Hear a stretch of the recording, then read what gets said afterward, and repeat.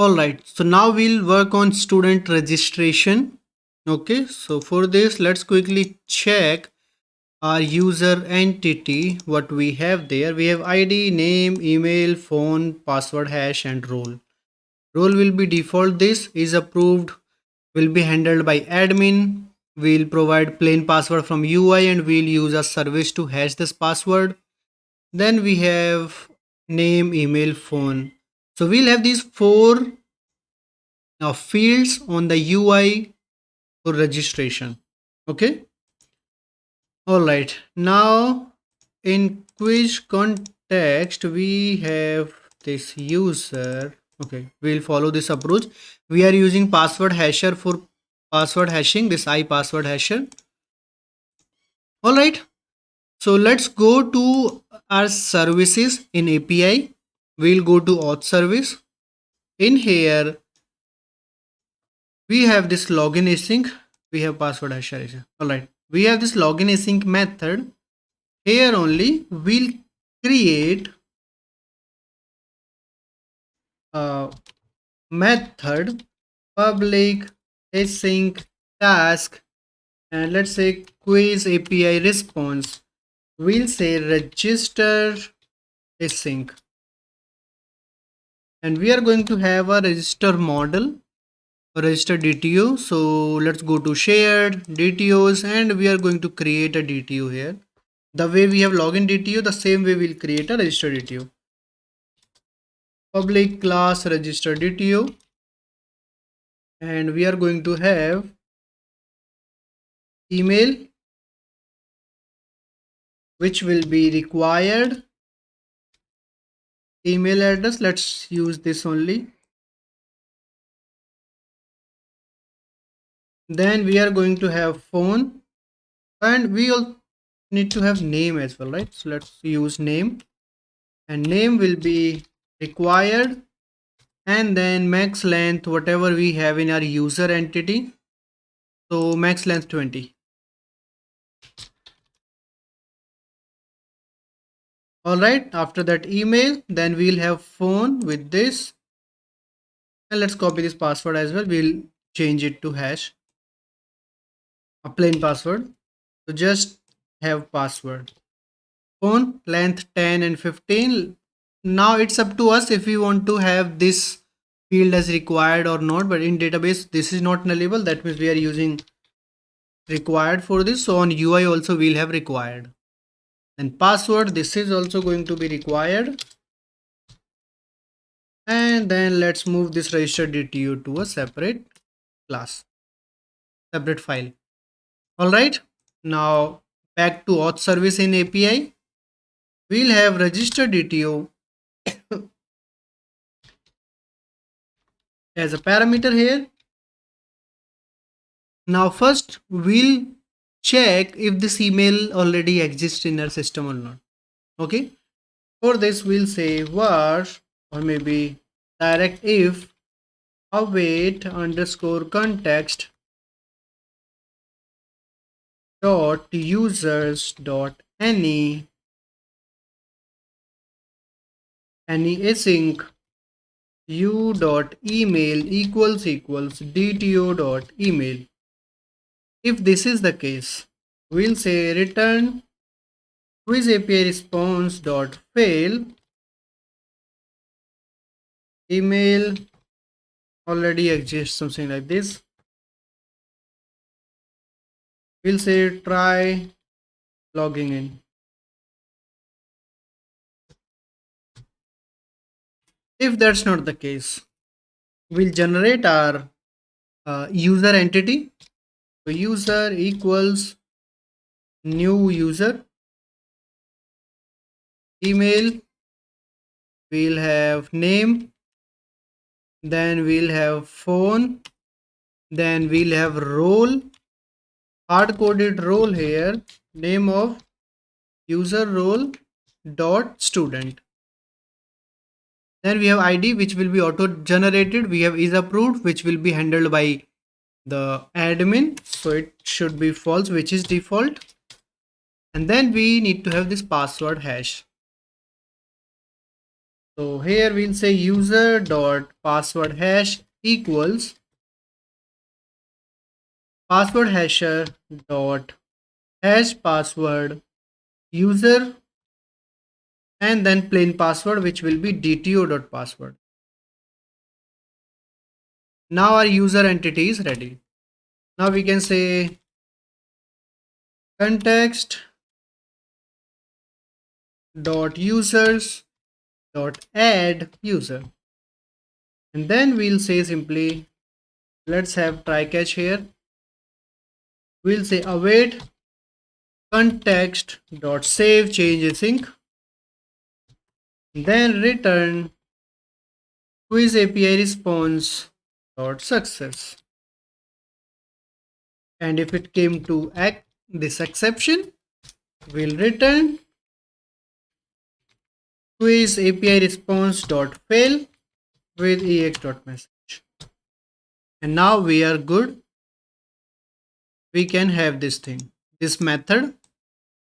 First we'll add it to our auth endpoints, then we'll add it to our UI Refit client to access the endpoint. Let's go to our endpoints, then auth endpoints. Here we already have this login. Same way, let's copy this, paste it, and here we'll say API login register. This should be register DTO auth service. Then we'll say register async. Save everything, we are good. Now let's go to UI, web, APIs, iAuth API, and we'll simply copy this method, change the type to this register async, register DTO, and the post URL would be API slash auth slash register. Save everything, and now we are good from API side up. Now in web only, we have pages. There we have auth, where we have login page. So what I'm going to do, I'm going to copy this login, paste it one more time here, and rename this to register.razor. The page URL we'll say register, then heading we'll say register, then password is fine. We will have name, model.name, and first we need to change the model. So this model will be register DTO, and it stopped working because we copied it, or what happened? Properties, build action. Okay, let me do this. Let me close the Visual Studio and open it again. And we are here. It is complaining, and it should. So model.name and underscore model.name validation message. After name, let's copy this thing. We'll have email and phone, and then we have password. After name, we'll say email, model.email, and then phone, model.phone, and then password. Okay, and that this button's text, it should be register. This thing, it should say registering,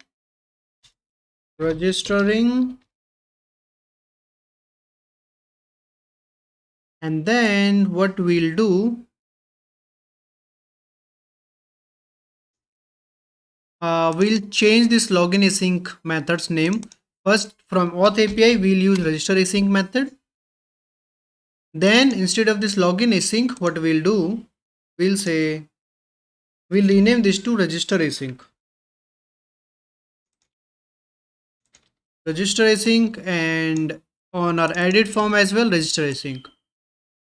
Then this register async, it returns quiz API response. So not auth response, it returns API response. So here we'll check if API response dot is success is not true.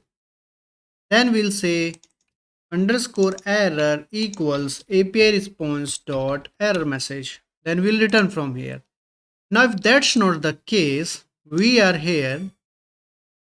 Now what we should do, we should show an alert that you have registered successfully. You will be able to log in once admin approves your account.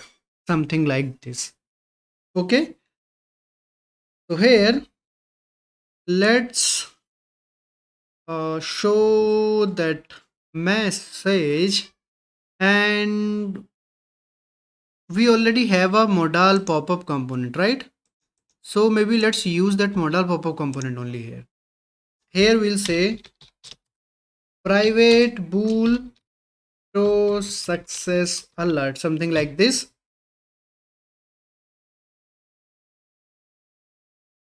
So when we are here, after setting it, we'll say show success alert equals true.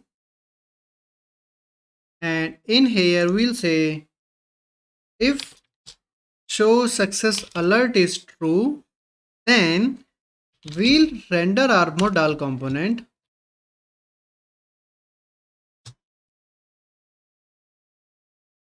So didn't I add it to underscore imports? Let's add this thing to underscore imports. All right. Now here we have this modal. Now on this we need to have title. We'll say just success. Inside this we'll have a p class text success and maybe h5 text success, and then we'll say your account has been created successfully. You will be able to log in once admin approves your account. Okay, let's move this to the next line. So we'll say br and the next line, save everything, and now we are good. We don't need to do anything on OK and all that, right? Or should we? Yeah, what we should do, maybe we should redirect user to login page after doing this. So what we can do here is, or maybe on any of the click. So let's do this. Let's create a method here. We'll say private void on modal close, something like this. We'll redirect to slash or maybe auth slash login.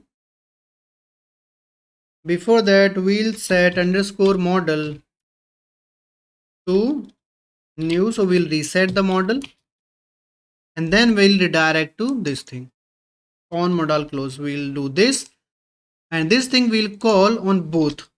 On action button click, we'll call this method, and on cancel click also we'll call the same method.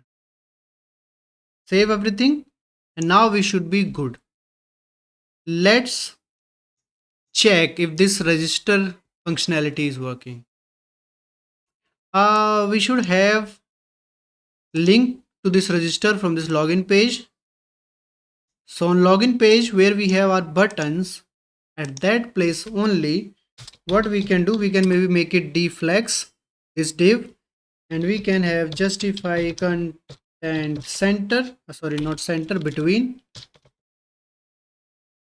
Then we can have one button or anchor tag a href equals auth slash register, and then we are going to have a couple of classes, btn primary, and we'll say register, or maybe btn outline primary we can say.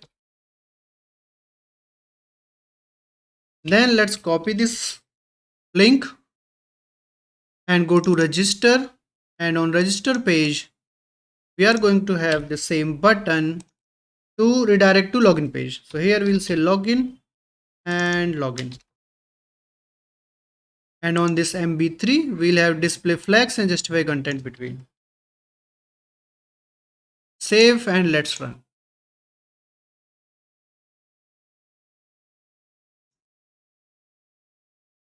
API and UI is loading. We are on login page. We can see this register. If we click on this register, we are on register page.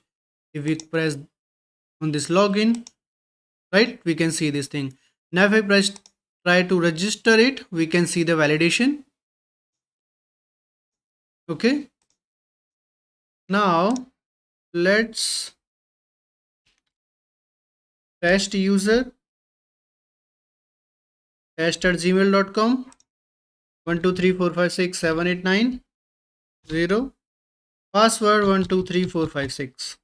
So registering, and then we can see this nice pop-up which says your account has been created successfully. You will be able to log in once admin approves your account. We have close, okay, and cancel these close buttons.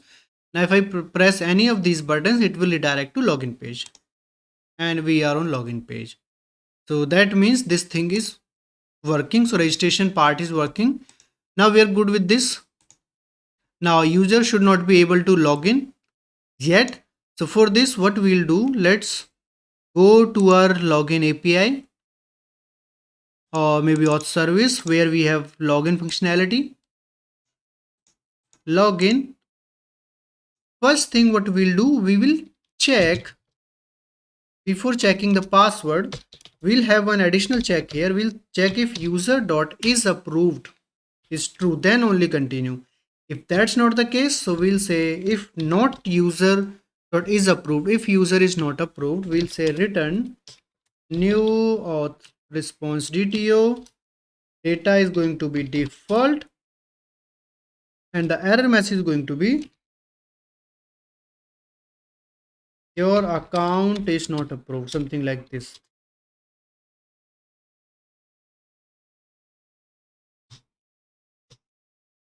Save it, run it. Let's try to log in with the current account we tried to create. So test@gmail.com and test. If we say login, logging in, your account is not approved. Cool. And for admin, it should work just fine, right? So we are good. Now we need one screen from where we will see all the students, list of students accounts, and we can approve those accounts. So we need that link somewhere here, that we are going to do next.